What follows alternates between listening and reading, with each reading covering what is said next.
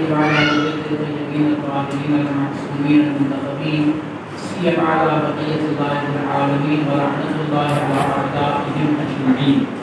أما بعد فقال رسول الله صلى الله عليه وآله وسلم زوروا القبور فإنما تذكركم الآخرة. آپ حضرات سے دعا سے کہ ایک مرتبہ سورہ نمبر 3 مرتبہ سورہ توحید کی تلاوت فرما کر مرحوم انوار الحسن نے پروفیسر بدر حسن، عابدہ بیگم بنت اکرام حسین، علی حسین بن سید فقیہ حسین اور غریب بھائی کی والدہ مرحوم کی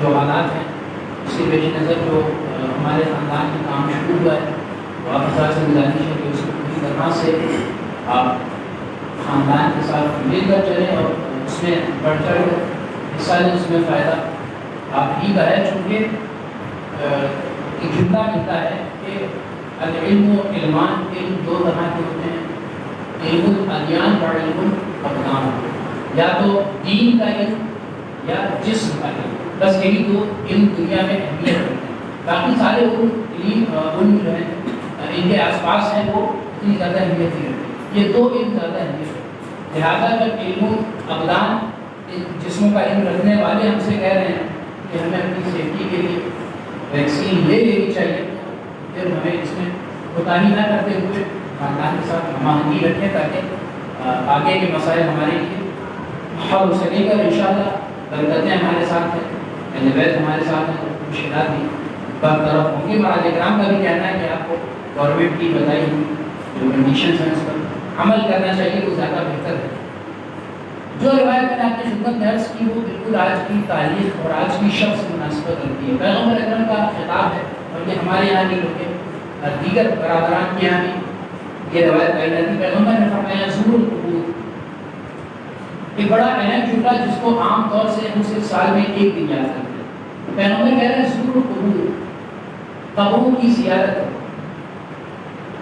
اب یہاں پر آپ دیکھیے ایک چیز پیغمبر نے بالکل عام طرح سے استعمال کی ہے کہ قبروں کی زیارت کرو، یہ نہیں کہا کہ صرف میری قبر کی زیارت یا صرف اہل بیت کی قبر کی زیارت کرو۔ پیغمبر نے مطلق جملہ کہا، ایک جنرل جملہ کہا ہے کہ قبروں کی زیارت کرو۔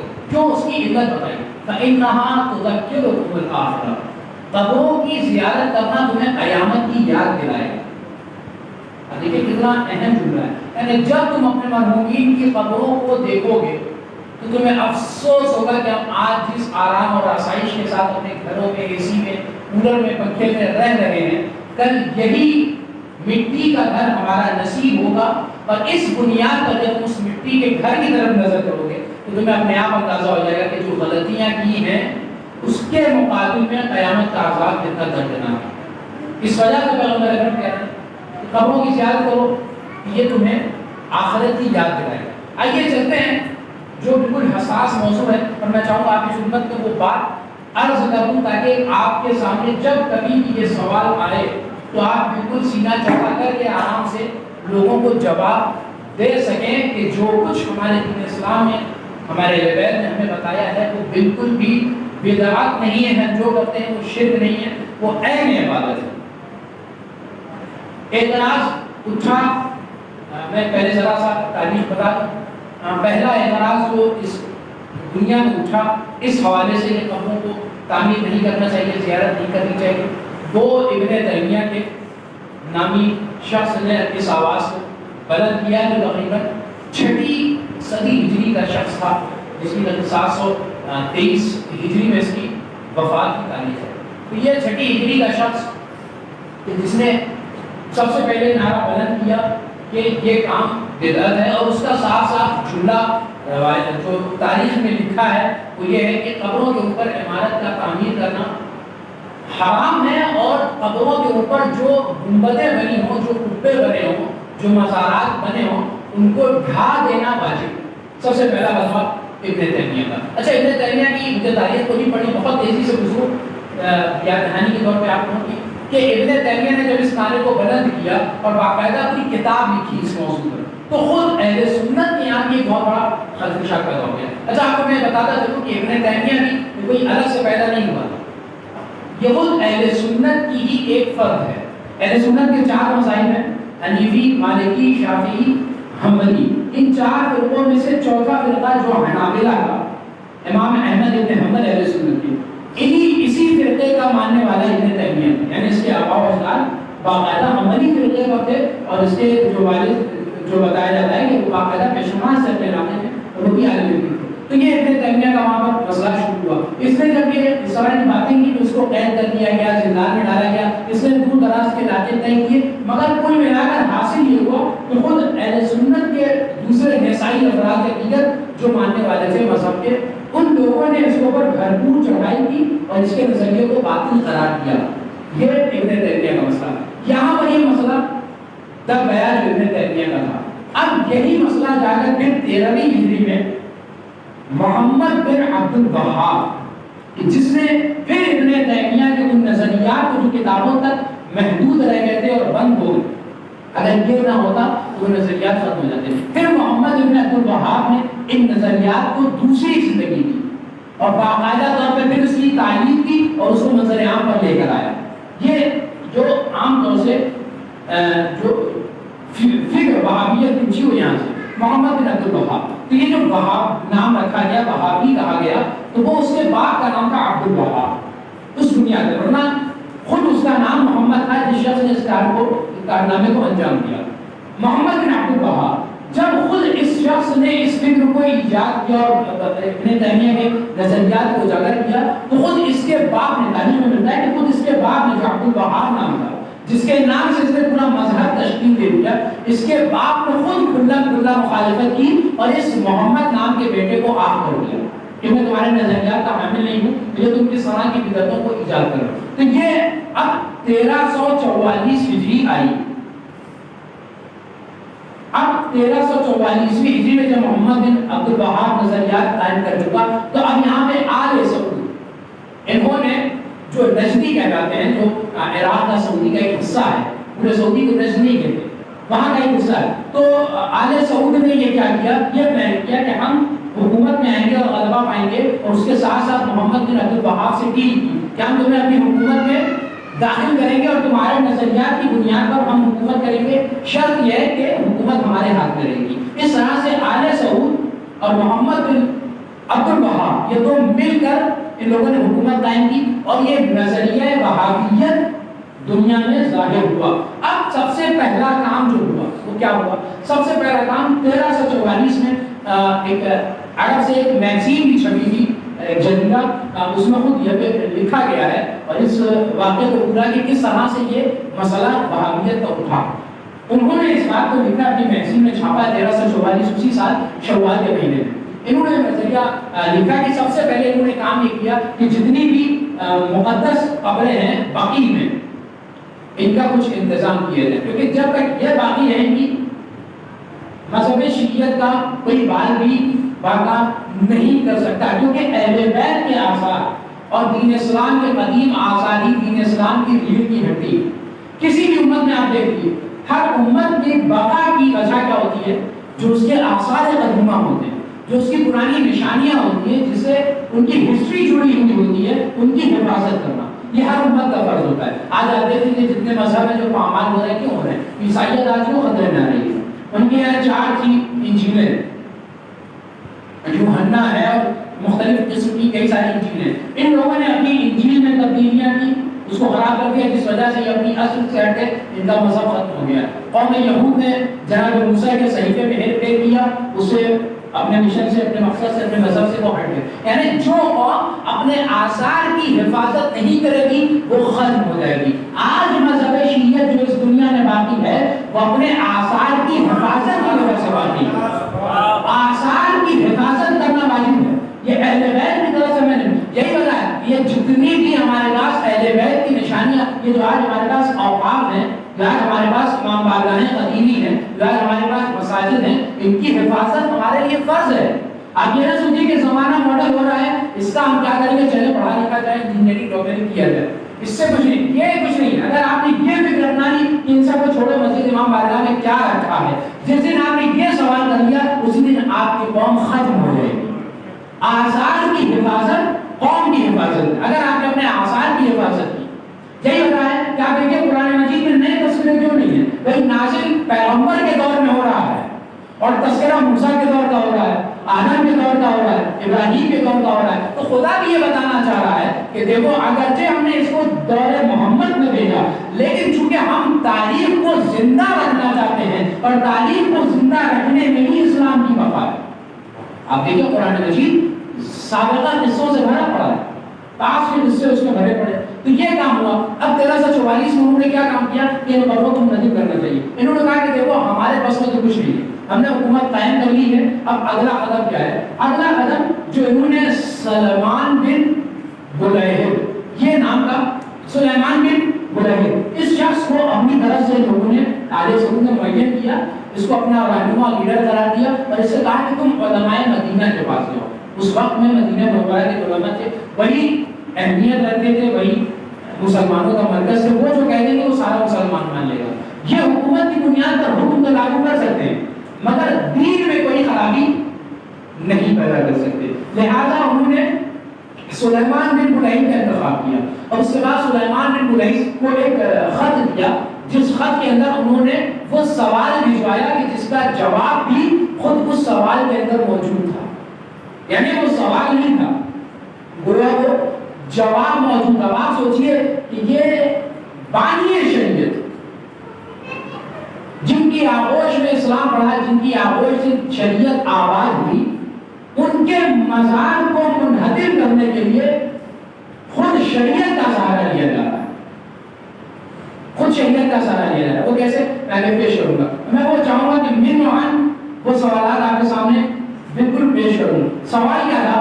ما قول علماء المدینہ المنورہ فی البناء علی القبور واتخاذها مساجد هل هو جائز ام لا؟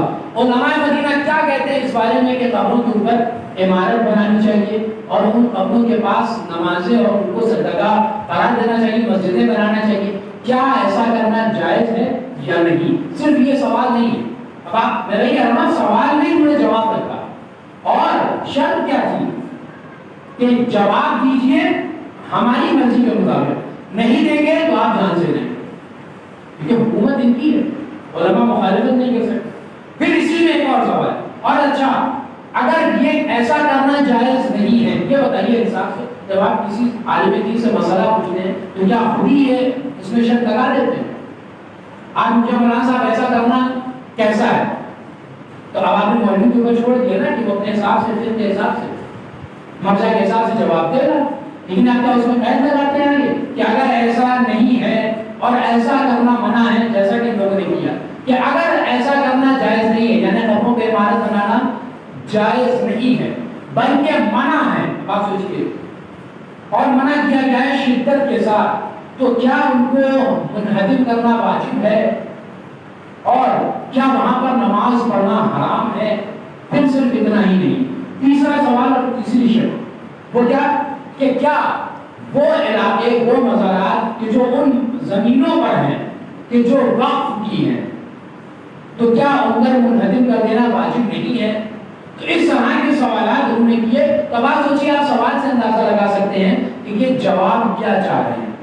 سوال نہیں جواب پوچھتا ہے، یعنی آپ کو صحیح جواب دینا ضروری نہیں ہے، بلکہ وہ جواب دینا ضروری ہے آپ کے لیے جو ہم اس سوال میں منشن کر رہے ہیں. کوئی جواب دینا ہے. میں نے آپ کو یہ کہنا ہے کہ قبروں کا جواب کا بنانا جائز نہیں ہے. علماء مدینہ نے ہتھیار ڈال دیے، ظاہر سی بات ہے، حکومت ان کی تھی، اقتدار ان کا تھا، اگر مخالفت کریں گے تو جان سے جائیں گے. لہٰذا انہوں نے جواب دیا کہ ہماری حدیثیں جن پر علماء کا اجماع ہے، راویوں کا اجماع ہے، اصحاب کا اجماع ہے، وہ اس بات پر دلالت کرتی ہیں کہ ہمیں قبروں پر عمارت نہیں بنانی ہے، ان پر نماز نہیں پڑھنی ہے. یہ ساری چیزیں حرام ہیں اور بدعت ہیں اور سخت طریقے سے منع کیا گیا ہے. اب آپ سوچئے اس میں کئی اعتبار سے جواب ہو سکتے ہیں. 3 جواب ہوں گے. پہلا یہ کہ ہمارے پاس حدیثیں موجود ہیں تو دیکھا جائے گا کہ ان جو علماء نے بیان کیا اس میں حدیثیں کیا ہیں، ہمیں اس کی وضاحت نہیں جانا، میں بہت شارٹ میں بتا.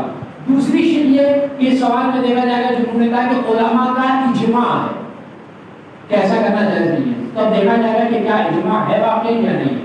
تیسری چیز جو انہوں نے کہی کہ جو وقف کی زمین ہے اس پر قبریں نہیں بنا سکتے، حرام ہے، منتقل کرنا واجب ہے. تو اب دیکھنا ہوگا کہ کیا واقعی جس کو یہ وقف کہہ رہے ہیں وہ وقف ہے یا نہیں. پہلی شک کا جواب میں مختصر میں یہ دے دوں کہ جتنے بھی راوی انہوں نے پیش کیے، چاہے وہ سفیان ثوری ہوں یا وکیع ہوں یا کعب ہوں، اس کے علاوہ دیگر بھی ابن جريح ہوں، اس کے بعد کئی سارے ابو زبیر ہیں، کئی سارے راویوں کے نام ہیں جن کے ذریعے سے یہ روایتیں نقل کی گئی ہیں. ان سب کو آپ کتاب پڑھ سکتے ہیں الوہابیہ میزان آیت اللہ عثمان جعفر سبحانی صاحب کی، اس میں انہوں نے باقاعدہ طور پہ تفصیل سے جواب دیا ہے کہ یہ ساری روایتیں غلط ہیں، جعلی ہیں، اور ان کا کوئی بھی یہ راوی درست نہیں ہے، سب جعلی ہیں. خود علماء اہل سنت نے ان راویوں کا انکار کیا ہے.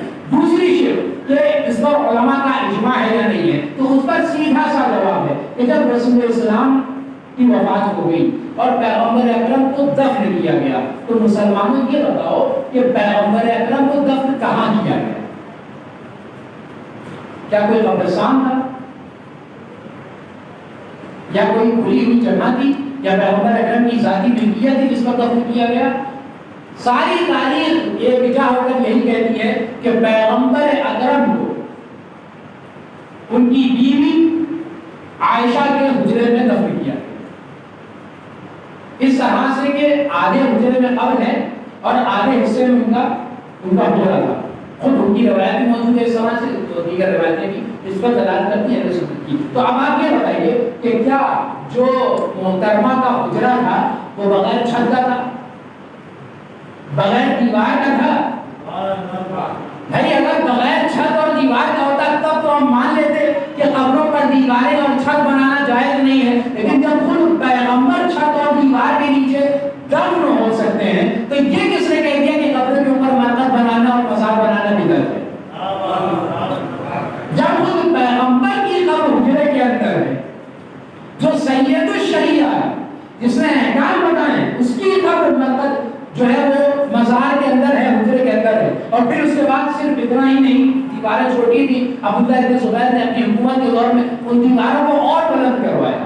پھر اس کے بعد دیگر حکومتوں میں آخر میں تقریباً 1200 ہجری کے قریب جا کر مسجد نبوی یعنی پیغمبر کے مزار کی آخری تعمیر فائنلی طور پہ مکمل ہوئی ہے. حکومتیں بنی عباس نے بھی بارہا اس کی تعمیر کروائی ہے، جو آج آپ شان و شوکت سے پیغمبر کی مسجد میں ان کا مزار دیکھ سکتے ہیں. تو اب آپ سوچیے کہ اگر یہ سب بدعت ہے اور مزار پر روزوں قبروں کے اوپر مزار بنانا، دیواریں بنانا، گنبدیں بنانا بدعت ہے، تو مسلمانوں اتنی بڑی مسجد نبوی پیغمبر کی مزار کے اوپر کھڑی کر دی، یہ کس کے حکم سے کھڑی؟ اگر بدعت اور حرام تھا تو کس کے حکم سے کھڑا کیا؟ پہلی بات. اور اس کے علاوہ بہت ساری اس طرح سے دلائل موجود ہیں جو قبریں اندر بنی ہیں. آخری دلیل اور آخری بات کہ باقی کو جو انہوں نے کہا کہ جو عرض موقوفہ مسئلہ عربی میں جسے کہتے ہیں، جو وقف شدہ زمین ہے، وقف کی پراپرٹی ہے، اس پر قبریں بنانا کیا حساب ہے؟ ظاہر سی بات ہے قانون وقف آپ سب جانتے ہیں اور ہم لوگوں کا سابقہ بھی رہتا ہے وقف سے بہت زیادہ. تو قانون وقف کیا ہوتا ہے کہ وقف کرنے والا واقف جو ہوتا ہے، جو جس زمین کو، جس بھی چیز کو جس چیز کے لیے وقف کرتا ہے، وہ چیز بس اسی ہی چیز میں استعمال ہو سکتی ہے. مثلا ایک شخص نے حوض بنا کر مسجد میں دیا کہ اسے وضو کیا جائے، تب اس سے کوئی بندہ مومن لوٹا بھر کے اپنے گھر لے جا کر وضو نہیں کر سکتا. کیوں؟ وقف کرنے والے کی نیت یہ ہے کہ اس سے مسجد والے وضو کریں، مسجد کے لیے نماز پڑھنے والے وضو کریں، کوئی پرسنل اپنا استعمال نہ کرے، کوئی اپنا بالٹی بھر کے لے جائے کہ گھر میں اس سے نہائے نہیں. تو یہ وقت کا قانون ہے، آپ سب جانتے ہیں. جس چیز کے لیے جو چیز وقت کی جاتی ہے اسی میں یہ استعمال ہو، بغیر اس نیت کے وہ چیز استعمال نہیں ہو سکتی. تو اب اگر یہاں پر قبر بنوا دی جائے، اگر یہ کہا جائے کہ جنت البقیع وقت کی پراپرٹی ہے، اس کے جتنی قبریں بنی ہیں وہ سب جائز نہیں.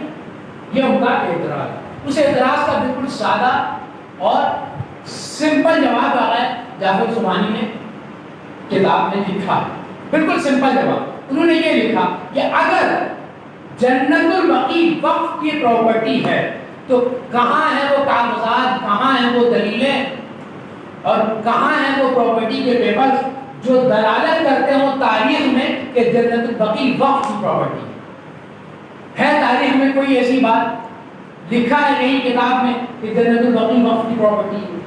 جب کہیں کوئی نام و نشان وقت کا نہیں ملتا. اگر اس کے مقابل جنت البقیع کا مسئلہ کیا ہے کہ یہ ارض اموات میں آتی ہے. ارض اموات یعنی وہ زمینیں جو مردہ ہو یعنی بنجر ہوتی ہیں، جن کا کوئی مالک نہیں ہوتا. ایسے یہاں ہندوستان وغیرہ میں بھی ہر جگہ ہوتا ہے کہ جس زمین کا کوئی مالک نہیں ہوتا، گورنمنٹ کے حصے میں آتی ہے، اس کا کوئی والی وارث نہیں ہوتا. تو ارض اموات اس میں کوئی بھی چاہے جس طرح سے استعمال کر سکتا ہے، یا اس وقت کی حکومت جو ہوتی ہے وہ. تو اس کا قصہ یہ تھا جنت البقیع میں کہ سب سے پہلی جو دفن وہاں پر خود کتاب الوفا الوفا میں سمودی ہے سنت کا رائٹر، اس نے لکھا ہے کہ جنت البقیع میں سب سے پہلا دفن ہونے والا شخص عثمان بن مسعود، پیغمبر اکرم کے بہت ہی بہترین صحابی اور مولا کائنات کے بہت ہی زیادہ چاہنے والے جناب عثمان بن مسعود، جن کی وفات پر خود پیغمبر نے آنسو بہائے، مولا کائنات نے کیا اتنا زیادہ یہ پیغمبر کے عزیز تھے. تو عثمان بن مسعود کی سب سے پہلے قبر جنت البقیع میں بقیہ میں قرار ہوئی. اچھا اسی جنت البقیع میں آپ دیکھیے تو جب جناب ابراہیم کا انتقال ہوا، پیغمبر اکرم کے جو جس بیٹے کا بچپن نہیں انتقال ہو گیا تھا ابراہیم بن رسول اللہ، تو پیغمبر اکرم کا وہ بیٹا بھی جب دفن ہوا تو دفن کہاں ہوا؟ ان کو بھی دفن کہاں میں کیا گیا؟ جناب فاطمہ بنت اسد مولا کائنات کی والدہ جو جنت البقیع میں جناب عقیل کی پراپرٹی پر دفن تھی، اسی قبر کے پاس یعنی مولا کائنات کی والدہ کے پاس ہی پیغمبر اکرم نے جناب ابراہیم کو دفن کیا تھا. اور خود سمہودی نے کتاب الوفا الوفا میں لکھا ہے کہ اس جنت البقیع میں جناب عقیل کی اپنی پرسنل پراپرٹی تھی. یعنی آج جو قبریں اہل بیت کی جنت البقیع میں موجود ہیں وہ خود ان کی اپنی ملکیت پر ہے، کسی غصب شدہ زمین پر نہیں. جس کی مثال میں بالکل سیدھے طریقے سے دے دوں، آئیے کربلا کے میدان میں وہ حسین کہ جو دفن ہونے کے بعد جنگ کرنے کے لیے دفن ہونے کے لیے نہیں گوارا کرتا کہ اس کی لاش کو کسی ایسی زمین پر دفن کیا جائے کہ جو اس کی نہ ہو. کیا اس کے اجداد یہ گوارا کریں گے کہ ان کی قبریں ایک غصبی زمین پر دفن کی جائیں، بنائی جائیں، ان کے مزار ایک غصبی زمین پر بنائے جائیں؟ امام حسین نے زندگی کربلا خریدی تھی. ویسے ہی جناب عباس بن عبد المطلب پیغمبر کے چچا، ان کی بھی قبر جو قبریں آپ ائمہ کی دیکھیں گے ان کے سہانے جو اوپر قبر آپ کو دیکھتی ہے جناب عباس بن عبد المطلب کی قبر. تو یہ ساری دلیلیں. تو اب آپ سوچئے کہ ان حدیثوں سے جعلی باتوں سے یہ دلیل بنائی گئی. اور خود استاد محترم آقا احمد علی آتی کا بڑا ہی بہترین جملہ اس درس میں وہ بیان فرماتے ہیں کہ اب آپ خود غور کریں جو میں نے جملہ کہا تھا کہ وہ پیغمبر کی جو خود شریعت لے کر آیا، وہ اہل بیت کے جن کے گھر سے شریعت چلی، ان کے مزارات کو گرانے کے لیے خود دین اسلام سے جعلی حدیثوں کا سہارا لیا جا رہا ہے. یہ کوئی معمولی جملہ نہیں ہے، یہ معمولی فکر نہیں ہے. تو یہ تاریخ جنت البقیع آپ غور کریں اس میں. یہ ابن تیمیہ کی سازش تھی، پھر محمد ابن عبد الوہاب کا قصہ تھا جس کی وجہ سے یہ اہل سنت نے کارنامے شروع کیا. خود اہل سنت کے یہاں ثابت ہے اور خود اہل سنت کے بڑے سے بڑے علماء کے یہاں ثابت ہے کہ خود آل سعود کے برسر اقتدار ہونے سے پہلے مکے میں مدینے میں قبریں موجود تھیں. اور اگر آل سعود کو قبروں سے اتنا زیادہ ہی اعتراض تھا تو سب سے پہلے جائیں اور خانہ کعبہ میں جو ہجر اسماعیل میں جناب حاجرہ اور جناب اسماعیل کی قبریں ہیں ان کو منہدم کریں اور وہاں پر طواف نہ کریں، کیونکہ جہاں پر اب آپ دیکھیے واقعی کرشمہ خدا کا کہ جہاں پر انہوں نے کہہ دیا کہ قبروں کے پاس نماز پڑھنا جائز نہیں، قبروں کا بوسہ دینا جائز نہیں، قبروں پر زیارت کرنا جائز نہیں، خدا نے کہا کہ تم لاکھ مکر کر لو واللہ خیر الماکرین، اللہ بہترین انتظام کرنے والا ہے۔ اللہ نے انتظام ایسا کیا کہ تم قبروں کو چومنے سے منع کر رہے تھے، ہم تمہیں حجر اسود کے بوسے لگوائیں گے، تم قبروں کو چومنے سے منع کر رہے تھے، ہم حجر اسماعیل کو خانہ کعبہ کے اندر رہ کر اسی حجر اسماعیل کے باہر سے تمہیں طواف کرائیں گے، اور شرط یہ ہے طواف میں کہ اگر کسی نے حجر اسماعیل کے اندر جا کر طواف کر لیا تو اس کا طواف قبول نہیں۔ اب آپ سوچئے کہ جہاں قبروں کا انکار کیا جا رہا ہے وہی خدا نے انتظام یہ کیا کہ تم اسی قبر کا جب تک طواف نہیں کرو گے تو تمہارے طواف کو قبول نہیں کریں۔ جو آپ خانہ کعبہ میں جو ایک سی ٹائپ کا شیپ دیکھتے ہیں وہ حجر اسماعیل، جناب حضرت جناب اسماعیل کی قبر ہے وہاں پہ۔ ہمیں آقا وحید کا جملہ پڑھا جو گفتگو تمام کروں، آقا وحید میں پچھلے 7 سال گزشتہ ایک بہت ہی بے باکانہ جملہ اور واقعہ یہ ہمارے مراجع کا کلیجہ ہے کہ جس طرح کی باتیں کر لے جاتے ہیں، اور ایک عام دل آدمی اگر کوئی مسلم اور نرم عقیدے کا آدمی ہو یا مصلحت پسند عقیدہ رکھنے والے ہوں جیسا کہ آج کل ہمارے یہاں پائے جا رہے ہیں، تو وہ اس طرح کے بیانات کبھی نہیں دے سکتے کہ کیونکہ کلیجے میں وہ تار نہیں ہے۔ یہ جملے وہی کہہ سکتا ہے کہ جس کے دل میں ولایت اہل بیت کوٹ کوٹ کر بھری ہو۔ آقا وحید خراسانی نے ایک دفعہ چیلنج کیا کہ کہاں ہیں وہ اہل سعود کے علماء کہ جو قبروں پر عمارت بنانے کو حرام قرار دیتے ہیں، منہدم کرنے کو واجب قرار دیتے ہیں۔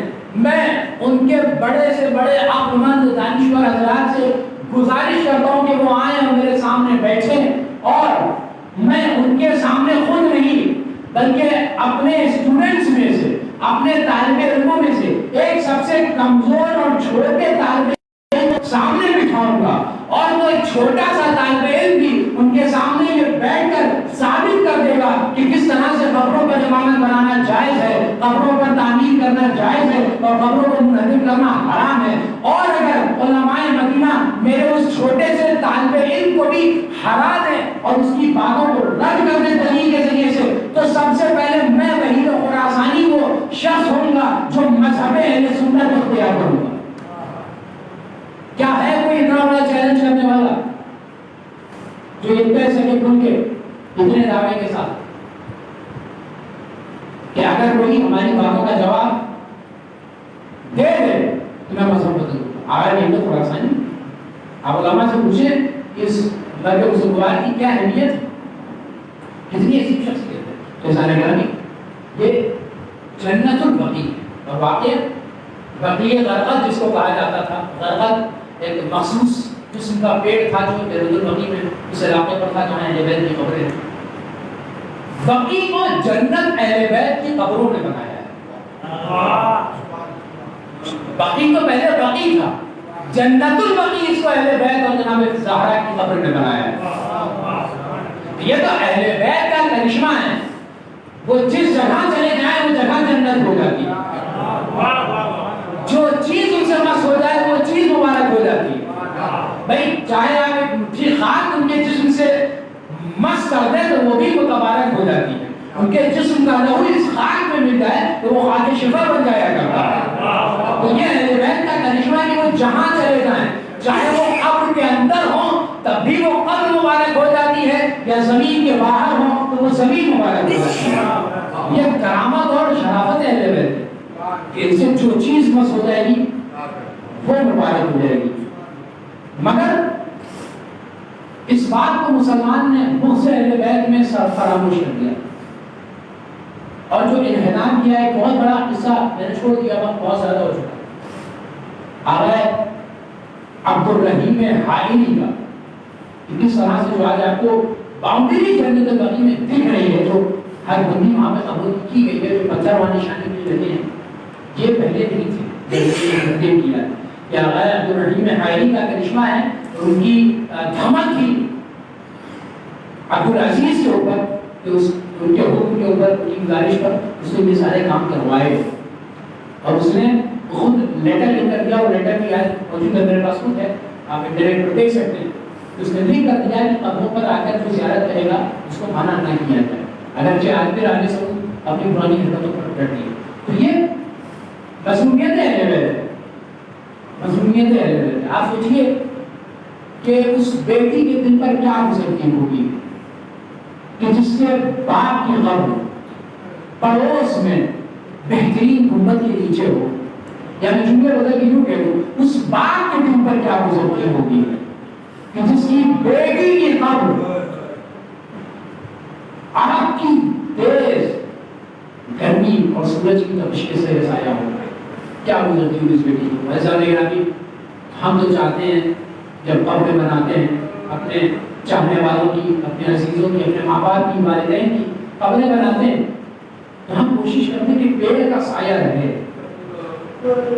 پیڑ کا سایہ رہے تاکہ قبر سایہ میں رہے اور دھوپ کی تپش اذیت کا سبب نہ بنے, مٹی خشک نہ ہونے پائے. ذرا آئیے جناب زہرا کی قبر کا مشاہدہ کیجیے. کیا حال ہے اس بی بی کی مربت کا. اور عزیزان گرامی ہم ایک دن مخصوص رکھتے ہیں اپنے آپ کو کہ اپنے اجداد کی قبر پر جاتے ہیں, مرمت کرتے ہیں 14 شعبان کو.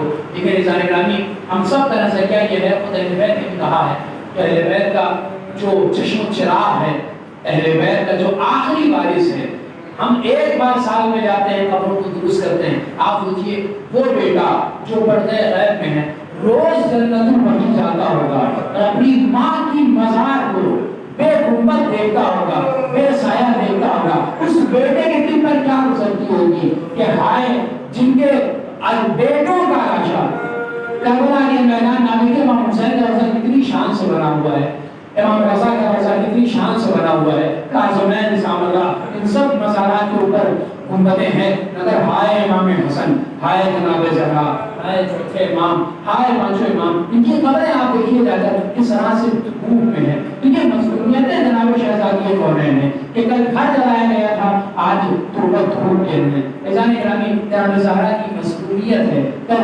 وسیع کو شکستہ کیا گیا تھا. اب میں جملہ کہہ کے بات کو تمام کر دوں. پیغمبر نے فرمایا کہ پروردگار زہرا کے غضبناک ہونے سے غضبناک ہوتا ہے, زہرا کے راضی ہونے سے راضی ہوتا ہے. یہ جملہ کہہ دوں کہ وہ خدا جو فاطمہ کی پیشانی پر شکن گوارا نہیں کر سکتا, وہ شکم پر دروازہ گرانے والوں کو کیسے گوارا کر سکتا ہے. وہ خدا قبروں کو منہدم کرنے والوں کو کیسے گوارا کرتا ہے. پروردگار ان سب کو دنیا میں بد سے بدتر عذاب میں مبتلا فرما, جو قبر میں ہے ان سب کو بد سے بدترین عذاب میں گرفتار فرما. عزیزان گرامی جناب زہرا کی مظلومیت میں جملوں میں تمام کر دوں. مظلومیت کا عالم یہ ہے کہ آپ خود پتا تھا, جناب زہرا خود جانتی تھی کہ ان کو مجھ سے اتنی عداوت ہے کہ میرے مرنے کے بعد بھی مجھے چھوڑیں گے نہیں. تبھی علی سے کہا تھا کہ علی مختلف قبریں بنائیے گا. اب روایتیں آپ آئیے دیکھیں, مولانا کائنات نے تقریباً کم سے کم روایت ملتی ہے 7 قبریں جناب زہرا کی مولا نے بنائی ہے جنت البقیع میں. 7 قبریں مولا نے بنائی ہیں کہ مولا جانتے تھے کہ نہ جانے یہ معید جو ملعون زہرا کی دشمنی میں آ کر زہرا کی قبر کی جو حرمتی نہ کرے, جس زہرا کو اپنی زندگی میں اپنی قبر کا اتنا خیال رہا ہو کہ میری قبر کو نہ توڑا جائے, مجھے میری حرمتی نہ کی جائے. ذرا اس زہرا کے دل سے پوچھئے جب 1344 میں اس زہرا کی قبر پر بلڈوزر چلا گیا ہوگا, دیواریں گرائی گئی ہوگی, تو اس زہرا کے دل پر کیا گزری ہوگی. وسيعلم الذين ظلموا أيها القلب ينظرون إلهي بحق الزهراء وأبيها وبعلها وبنيها والسر المستودع فيها أن تصلي على فاطمة وأبيها وبعلها وبنيها والسر المستودع فيها بعدد ما أحاط به اليوم. پروردگار ہماری مختصر سی عبادت کو قبول فرما. پروردگار اس مجلس کا ثواب مرحومین کو ایصال فرما. پروردگار ہمارے خاندان کے جتنے بھی بزرگ اس دنیا سے جا چکے ہیں سب کی قبروں پر رحمت نزول فرما. پروردگار اس وبا سے ہم سب کو اس درگاہ طفیل میں, اس عالم کو طفیل میں ہم سب کو جلد از جلد نجات پر رحمت فرما. پروردگار ہم سب کو پروردگار اہل بیت کے راستے پر چلنے کی توفیق عنایت فرما. ہمارے دلوں میں, ہماری نسلوں میں دن بدن روز روز ولایت اہل بیت میں اضافہ فرما. امام اعظم کے ظہور میں تعلیم فرما اور جنت البقیع کی تعمیر کے لیے اسباب کی رحمت کے لیے امام اعظم کے ظہور میں جلد از جلد تعلیم فرما اور مقدس امام کو ذرا سے خوشنو فرما. آپ ذرا سے دعا سے ایک مرتبہ سورہ الحمد کی مرتبہ سورہ توحید کی تلاوت فرما کے مرحوم انوار الحسن ابن پروفیسر بدر الحسن عابدہ بیگم بنت اکرام حسین، سید علی حسین ابن سید فقیر حسین اور غدیر بھائی کے والدین کی مرحوم کو سلام۔